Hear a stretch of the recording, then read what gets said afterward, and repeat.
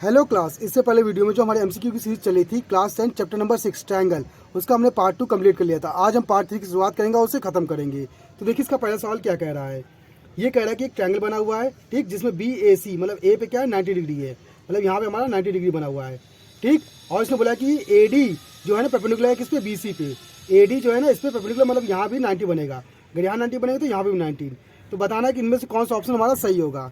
तो हम यहाँ से दो ट्रायंगल लेंगे, एक ट्रायंगल ये लेंगे और एक ट्रायंगल ये लेंगे, ठीक। तो ट्रायंगल का नाम लिख लेते हैं, ट्रायंगल कौन सा, ए बी डी एंड दूसरा ट्रायंगल कौन सा लेंगे हम, ए डी सी। ये ट्रायंगल लेंगे। अब ध्यान से देखना है कि भाई हमें इन्हें कॉन्ग्रुएंट प्रूफ करना, सॉरी सिमिलर प्रूफ करना है। सिमिलर प्रूफ करने के बाद हमें इसे सॉल्व करना है, ठीक। तो देखिए सिमिलर कैसे प्रूफ करेंगे, तो सबसे पहले हम इस एंगल को ले लेते हैं एक्स, हम इसे एक्स लेते हैं और इसे वाई लेते हैं। अगर ये वाई है तो ये कितना निकलेगा, 90 माइनस वाई निकलेगा, और इसे हम ए ले लेते हैं, ठीक। अब इन तीनों को जोड़ते हैं तो 180 मिलना चाहिए। तो हम करते हैं, देखिए 90 minus y plus A plus 90 equal to 180। अब देखिए 180 से ये दोनों कट जाएंगे, 90 180 प्लस का हो जाएगा माइनस, खत्म। तो माइनस का वाई प्लस के यहाँ 0 बचेगा, तो ए इक्वल टू क्या आएगा, वाई। तो आप कह सकते हैं कि ये एंगल और ये एंगल क्या होंगे, इक्वल। अगर ये एंगल और ये एंगल इक्वल है और इस ट्रायंगल में ये एंगल और ये एंगल इक्वल है, तो हम कह सकते हैं कि ए रूल से ये क्या हो जाएंगे, सिमिलर हो जाएंगे, ठीक। तो हम यहाँ से क्या कर देंगे, triangle A B D similar किसके, ट्रायंगल ए डी सी के। अब सिमिलर हो गया तो हमें पता है कि इनके रेशियो होंगे क्या, इक्वल। तो रेशियो इक्वल करते, देखिए इसके सामने कौन सा, बी डी अपॉन में इसके सामने, क्योंकि ये इसके इक्वल था ना, तो इसके सामने कौन सा है, ए डी है, ए डी आ गया इक्वल टू। अब देखिए ये एंगल और ये एंगल भी इक्वल होंगे, ठीक। तो हमें पता ना कि ट्रायंगल में अगर दो एंगल इक्वल हो जाते हैं तो तीसरा एंगल भी क्या हो जाएगा, इक्वल हो जाएगा। तो इस हिसाब से ये एंगल और ये एंगल क्या होंगे, इक्वल। इसके सामने क्या, ए डी अपॉन में इसके सामने क्या, डी सी। यह आ गया। अब इसे क्रॉस मल्टीप्लाई कीजिए तो ए डी क्या आएगा, ए डी स्क्वायर, और ये आपस में मल्टीप्लाई तो B D multiply D C, ये फॉर्म आ जाएगा। अब इनमें से देखिए इन ऑप्शन में से कौन सा ऑप्शन इसको दे रहा है, तो आप देखेंगे तो आपको बी ऑप्शन यहाँ मिल रहा होगा। तो इससे हमारा बी ऑप्शन क्या हो जाएगा, करेक्ट हो जाएगा। अब बात करें question number second. Question number second क्या कह रहा है, ये कहेगा the length of the diagonal, length of diagonal जो है रोम्बस का वो 16 और 12 दिया है। तो फाइंड करना लेंथ ऑफ रोम्बस, रोम्बस की लेंथ क्या होगी। तो हम एक रोम्बस बना लेते हैं सबसे पहले, सॉरी थोड़ा गलत हो गया, ठीक ना। तो ऐसा कुछ है रोम्बस, ये रोम्बस बना हुआ है, इसके डायगोनल जो दिए हैं उसकी लेंथ दी है। तो पहले डायगोनल की लेंथ कितनी दी है, 16, और दूसरे कितने दी है, 12 दी है, ठीक। तो हमें बताना है कि रोम्बस की लेंथ क्या होगी। तो इसे हम मान लेते हैं ए, तो ये होगा तो ए भी ए ही होगा, ये भी ए होगा और ए भी ए होगा। क्यों, क्योंकि रोम्बस में साइड साइड क्या होती है, इक्वल। इतना क्लियर। हमें भी पता होना चाहिए कि रोम्बस में जो डायगोनल कट करते हैं वो 90 डिग्री पे कट करते हैं और इक्वली कट करते हैं। मतलब ये 12 था ना तो ये कितना होगा, 6, ठीक। और ये 16 था ना तो ये कितना हो जाएगा, 8 हो जाएगा। इतना क्लियर। हाफ हाफ भी डिवाइड होंगे। तो हमें पता, देखिए इस ट्रायंगल में यहाँ 90 मिल रहा है, 90 के सामने क्या होगा, हाइपोटेन्यूज, तो ये बेस और ये परपेंडिकुलर। तो पाइथागोरस थ्योरम लगेगा, तुम्हारा क्या आएगा, ए स्क्वायर हाइपोटेन्यूज का स्क्वायर इक्वल टू बेस का स्क्वायर मतलब 6 का स्क्वायर प्लस परपेंडिकुलर का स्क्वायर मतलब 8 का स्क्वायर। इतना क्लियर। अब 6 का स्क्वायर कितना आएगा, 36 प्लस 8 का स्क्वायर 64 ए स्क्वायर। इनको जोड़ लीजिए कितना आएगा, 100 ए स्क्वायर। ए स्क्वायर स्क्वायर होता है तो रूट में, तो ए स्क्वायर क्या आएगा, रूट में 100 मतलब कितना, 10। तो हम कह सकते हैं हमारी साइड कितनी निकलेगी, 10 निकलेगी। और हमें साइड ही निकालनी थी, तो हमारे साथ देखा तो ऑप्शन कौन सा, ऑप्शन बी करेक्ट हो जाएगा। अब बात करेंगे question number third. Question number third क्या कह रहा है, ये कह रहा है कि इन ट्रायंगल, एक ट्रायंगल है ए बी सी, तो ए बी सी एक ट्रायंगल बना लेते हैं, ठीक ना, नाम देते ए बी सी, ठीक। और ए बी कितना दिया, 24, ये 24 दिया हुआ है, ठीक। बी सी कितना दिया, 10, ये 10 दिया हुआ है, और ए सी कितना दिया है, 26। तो हमें बताना है कि ये राइट एंगल होगा, ये क्या होगा, राइट एंगल। अब कैसे, तुम्हें पता है राइट एंगल में ये रूल लगता है कि भाई उसकी जो बड़ी साइड होगी वो दोनों साइड के स्क्वायर के सम के इक्वल होती है, ठीक, उनका स्क्वायर बड़ी साइड का। तो बड़ी साइड कौन है, 26, 26 का स्क्वायर इसको निकालेगा, और इनका सम 24 का स्क्वायर प्लस 10 का स्क्वायर, इनका अगर सम करेंगे तो इसके इक्वल आना चाहिए। तो 26 का स्क्वायर कितना होता है, 676। तो इसको सॉल्व करते देखिए, 24 का स्क्वायर 576 प्लस 10 का स्क्वायर 100, तो कितना आएगा, 676 ही आएगा ना। तो आप कह सकते हैं ये वैल्यू और ये वैल्यू क्या आ रही है, इक्वल आ रही है।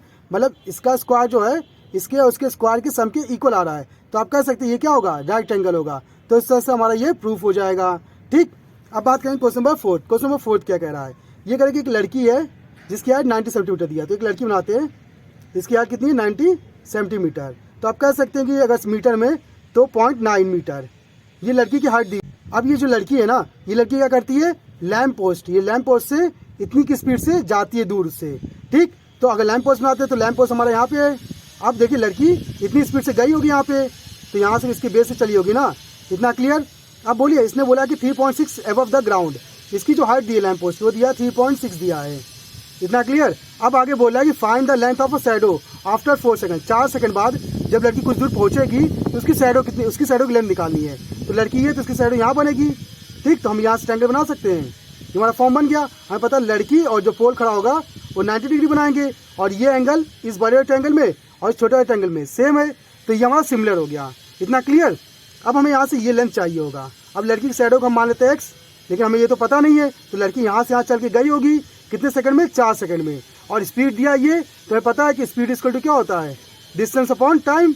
अब स्पीड कितना दिया 1.2, डिस्टेंस हमें निकालना है, टाइम कितना दिया है 4 सेकंड, ये रखा, उधर मल्टीप्लाई तो 4.8 ये डिस्टेंस आ जाएगा, कितना आया 4.8, तो मल्टीप्लाई करेगा, ठीक ना, इतना क्लियर। अब आगे नोटिस करेंगे कि हमें ये निकालना है, तो अब ये सिमिलर है दोनों ट्रायंगल, अगर ट्रायंगल सिमिलर होते तो हम सिमिलरिटी का रूल लगाएंगे। तो हमें पता है कि इसका रेशियो और इसका रेशियो मतलब 3.6 अपॉन में कितना 0.9, 0.9 इक्वल टू किसके होगा, इस बड़े वाले ट्रायंगल के, क्योंकि बड़ा ट्रायंगल लिया था ना पहले, तो ये और ये मतलब 4.8 प्लस एक्स अपॉन में एक्स छोटा ट्रायंगल का, इतना क्लियर। अब इसे सॉल्व कर लेंगे, 5 पॉइंट हटा 9 9 9 4 36, क्रॉस मल्टीप्लाई यहाँ आएगा 4x equal to 4.8 plus x, यहाँ आ जाएगा एक्स उधर भेजेंगे तो कितना आएगा 3x इक्वल टू 4.8। अब 3 मल्टीप्लाई हो जाएगा तो डिवाइड में तो कट जाएगा, 3 1 3 और 3 6 18, तो 1.6। तो हम कह सकते हैं कि लड़की की जो शैडो होगी वो कितनी होगी 1.6 मीटर होगी। इस तरह से हमारा आंसर आ जाएगा। अब बात करें क्वेश्चन नंबर 5। क्वेश्चन नंबर 5 क्या कह रहा है, ये कह रहा है कि ये फिगर बना हुआ है, इस फिगर में हमें इसमें बताया गया है ODC मतलब ये ट्रायंगल और OBA ये ट्रायंगल, ये क्या हमारे सिमिलर है, तो हमें इन एंगल को फाइंड करना है। सिंपल, सबसे पहले निकालना है DOC मतलब ये एंगल निकालना है ना। तो देखिए ये स्ट्रेट लाइन दिख रही है, स्ट्रेट लाइन में पूरा एंगल कितना बनता है 180 में से अगर ये मास करें तो हमारा ये एंगल निकल आएगा। तो मास करते हैं 180 माइनस कितना 125, ठीक, तो कितना मिलेगा 55। तो हम कह सकते हैं ये डिग्री जो निकलेगा कितना निकलेगा 55, ये आ गया हमारा। तो इसकी वैल्यू कितनी आई DOC की 55 डिग्री आ गया। अब हमें ये एंगल चाहिए होगा, तो हमें पता है ट्रायंगल में तीनों एंगल के सम कितना होता है 180, तो 70 प्लस 55 प्लस एक्स ले लेते हैं इसको, ठीक, इक्वल टू 180। अब देखिए इनको जोड़ेंगे तो देखिए 5 7 5 12 प्लस एक्स इक्वल टू 180। अभी प्लस कर देगा माइनस का, तो एक्स का मान कितना आएगा हमारा 55 आएगा। तो आप कह सकते हैं इसकी वैल्यू भी हमारी कितनी आ गई 55 आ गई। तो इसकी वैल्यू हमारी क्या नाम है DCO मतलब एंगल DCO, ए भी हमारा कितना आ गया 55 आ गया, इतना क्लियर। अब हमें पता है ये एंगल और ये एंगल क्या है अल्टरनेट एंगल है, तो ये एंगल और ये एंगल भी क्या होंगे इक्वल। तो DCO जो होगा ना वो इक्वल होगा किसके OAB के। अब इसकी वैल्यू कितनी थी 55 इक्वल टू OAB, तो यहाँ से OAB की वैल्यू हमारी कितनी आ जाएगी 55 आ जाएगा। तो इस तरह से हमारे इसके सारे आंसर आ जाएंगे। तो कह सकते हैं सबका आंसर क्या आएगा हमारा, इसका भी 55 आएगा, इसका भी 55 और इसका भी क्या आएगा 55। इस तरह से हमारी ये प्रॉब्लम सॉल्व हो जाएगी। अब बात करें क्वेश्चन नंबर 6। क्वेश्चन नंबर 6 क्या कह रहा है, अब देखिएगा क्वेश्चन नंबर 6 बोल रहा है कि ट्रायंगल ABC और DEF ये क्या है सिमिलर है, और इनके एरिया ये और ये दिए हैं। तो हमें EF इतना दिया है तो BC निकालना है। सिंपल है, ट्रायंगल दिया है तो एक ट्रायंगल बना लेते हैं, एक का नाम ABC है और दूसरे का नाम क्या है हमारा DEF है, ठीक। इसका एरिया कितना दिया है 64 और इसका एरिया 121 दिया हुआ है। अब इसने बोला कि EF ये कितना दिया 15.4 दिया है, ठीक, और BC निकालना हमें ये। तो हमें पता है कि यहाँ पे एरिया थ्योरम लगेगा। एरिया थ्योरम क्या कहता है, जो ट्रायंगल होंगे उनका जो एरिया होगा उसका जो रेशियो होगा उनकी साइड के रेशियो के स्क्वायर के इक्वल होगा। इसका मतलब इसका एरिया और इसका एरिया, इसका रेशियो 64/121, इनके साइड के रेशियो के मतलब इसका साइड क्या है BC का स्क्वायर और इसका कितना 15.4 का स्क्वायर के इक्वल होगा, इतना क्लियर। अब सॉल्व कर लीजिए, देखिए स्क्वायर हो गया तो रूट में, तो 64 रूट कितना आएगा 8, 121 11, यहाँ बचेगा BC अपॉन में 15.4। अब देखिए स्क्वायर वैल्यू तो रूट ही लगेगा ना, इसलिए रूट में वैल्यू निकाल ली है, ठीक। अब 11 से इसे काटेंगे, देखिए कितनी बार जाएगा 11 से काटेंगे तो कितना 1.4, यह आ जाएगा, ये अपॉन में हो जाएगा मल्टीप्लाई, तो 8 मल्टीप्लाई 1.4 इक्वल टू BC। अब मल्टीप्लाई कर लीजिए, देखिए 8 4 कितना आएगा हमारा 32, यहाँ आएगा 3, 8 8 और 18 कितना आएगा 11, तो 11.2 आ जाएगा BC के मान, ठीक ना। तो BC हमारे कितना आ गया 11.2 सेंटीमीटर। इस तरह से हमारा आंसर आ जाएगा। अब बात है क्वेश्चन नंबर 7। क्वेश्चन नंबर 7 क्या कह रहा है, ये कह रहा है side of 2 similar triangle, 2 similar triangle है, ठीक है, उनके रेशियो साइड के ये दिए हैं, तो उनके एरिया के रेशियो निकाले। भाई एरिया का रेशियो क्या होगा, सिंपल वही रूल कि इनके एरिया के जो रेशियो होंगे वो उनके साइड के रेशियो के स्क्वायर के इक्वल होंगे।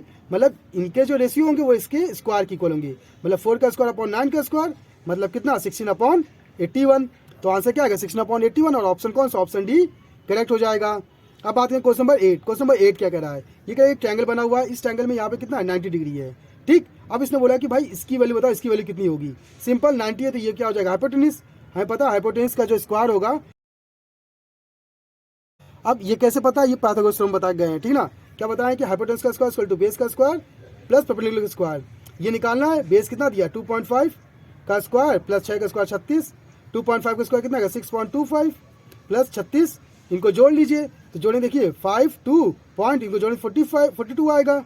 एच स्क्वायर स्क्वायर आएगा तो रूट में, तो इक्वल टू क्या आएगा रूट में 42.25। इसको सॉल्व करें कितना आएगा 6.5 आ जाएगा। तो हाइपोटेन्यूज कितना आएगा हमारा 6.5, तो इसका आंसर आ गया 6.5 और इस तरह से हमारा ऑप्शन ए करेक्ट हो जाएगा। अब बात करें क्वेश्चन नंबर 9। क्वेश्चन नंबर 9 क्या कह रहा है, ये कह रहा है tick the correct answer. Correct answer tick लगाना है, जस्टिफाई भी करना है कि ए बी हमको इतना दिया है, ए सी इतना दिया है और बी सी इतना दिया है। ट्रायंगल एंगल बी निकालना है कि एंगल बी क्या होगा किस ट्रायंगल में, ए बी सी ट्रायंगल में। तो ए बी सी ट्रायंगल बना लेते हैं, ए बी सी हमें निकालना है, ये एंगल निकालना है। अब इसने बोला है क्या कि ए बी कितना दिया, ए बी ये दिया 6√3 दिया हुआ है, इतना क्लियर। ए सी कितना दिया 12, ए सी हमें 12 दिया हुआ है, ठीक, और बी सी कितना दिया 6 है, इतना क्लियर। अब नोटिस करेंगे कि यहाँ पे अगर ये फॉर्म दिया है तो पहले चेक कर लें भाई राइट एंगल कब बनेगा, तो कहाँ 90 डिग्री बनेगा। तो सिंपल हमें पता है ये क्या है 12 है। अब सबसे बड़ी साइड कौन सी हमारी, यही होगी या ये होगी। तो चेक कर लेते हैं 6√3 की वैल्यू क्या होती है 1.732 मल्टीप्लाई करें 6 × 12 हाथ लगेगा 6 × 18 एक 19 हाथ लगेगा 6 7 42 एक 43 6 6 6 4 10 ये आएगा। तो ये छोटी साइड है, मतलब इन दोनों के साइड को जो सम होगा, सॉरी इन दोनों साइड के स्क्वायर का जो सम होगा वो इसके क्या होगा इक्वल होगा स्क्वायर के। तो करते देखिए 6√3 का स्क्वायर प्लस 6 का स्क्वायर इक्वल टू 12 का स्क्वायर। चेक करते अगर हो जाता है तो इसके सामने ये क्या बन जाएगा 90 बन जाएगा, हमारा बी आ जाएगा। ठीक, तो सॉल्व करते 6 का स्क्वायर 36, √3 का स्क्वायर 3, 6 का स्क्वायर कितना आएगा 36, मल्टीप्लाई कीजिए या 36 कॉमन कर लीजिए तो अंदर क्या बचेगा 3 और 1 बचेगा मतलब 4, मल्टीप्लाई कीजिए 4 6 जा 24 और 4 ये 12 और 14 आएगा। 14 मतलब क्या 12 का स्क्वायर।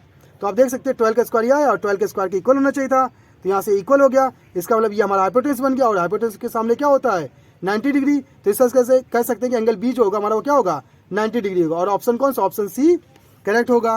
अब बात करें क्वेश्चन नंबर 10 जो कि लास्ट क्वेश्चन है। ये कहे कि एक लैडर है 10 मीटर लॉन्ग है, reach a window 8 metre above the ground. ठीक, find the distance of the foot of the ladder from the base of the wall. Wall के बेस से लैडर के फुट का डिस्टेंस निकालना है। ठीक, तो हम अगर वॉल बनाते हैं, ये हमारी लैडर है, ये लैडर का फुट है, ये वॉल का फुट है, इनके बीच का डिस्टेंस निकालना है, तो इसे एक्स मान लेते हैं। इतना क्लियर। अब आगे बोला है कि लैडर कितना दिया 10 मीटर लॉन्ग, तो 10 मीटर ये दिया लैडर। अब विंडो से कितना 8 है, ठीक ना, ये डिस्टेंस। अब हमें पता है कि कोई अगर वॉल खड़ी होगी तो 90 डिग्री पर खड़ी होगी ना, तो ये हो गया हमारा हाइपोटेन्यूज। तो बस पाइथागोरस थ्योरम यूज करना है, 10 का स्क्वायर इक्वल टू 8 का स्क्वायर प्लस बेस का स्क्वायर। अब 10 का स्क्वायर 100 इक्वल टू 8 का 64 प्लस एक्स स्क्वायर, उधर भेजेंगे 36 आएगा इक्वल टू एक्स स्क्वायर, इसका उधर गए थे रूट, तो रूट में 36 इक्वल टू एक्स कितना आएगा 6। तो हम कह सकते हैं कि जो यहाँ से डिस्टेंस होगी कितनी होगी 6 होगी, 6 मीटर। तो इस तरह से हमारा आंसर आ जाएगा। तो ऐसे इंटरेस्टिंग सवालों के लिए आप हमारे चैनल को सब्सक्राइब कर सकते हैं। अगर आपके पास मैथ से कोई प्रॉब्लम है तो आप हमारे कमेंट बॉक्स में कमेंट करके हमें बता दीजिएगा, उसका सोल्यूशन हम आपको बता देंगे। तो आज की क्लास के लिए धन्यवाद।